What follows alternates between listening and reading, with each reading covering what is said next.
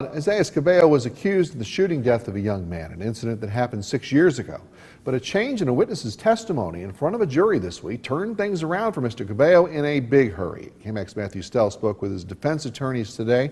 And Matthew, they say authorities had the wrong man all along. Yeah, Brian and Lauren, and when we asked why Mr. Cabello ran from police for over 2 years, they say he didn't think he could bail out of jail. But tonight he's no longer locked up and most likely won't be returning for this case anytime soon.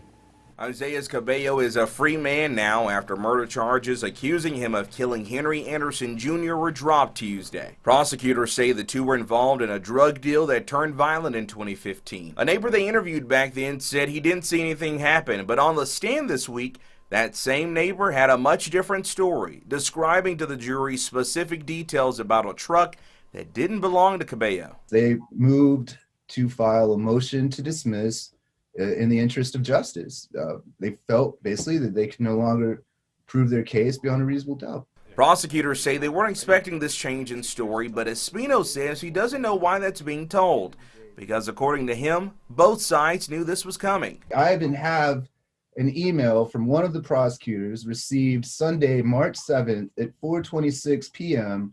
in which he's making a disclosure to me about the fact that this witness had changed his story. And I already knew he changed his story because I'd spoken to him last week. Making him to believe that the state didn't have a strong enough case from the start. This is a completely neutral witness, someone who had no dog in this fight whatsoever, who didn't want to be there in the first place, by the way, but showed up, told his story, and stuck by it. And it just didn't fit the state's narrative. On the other hand, Henderson's mom, Octavia, is having a hard time understanding how the man she says killed her son isn't behind bars anymore. Okay, so my son shot himself. He shot himself 3 times from behind. From behind.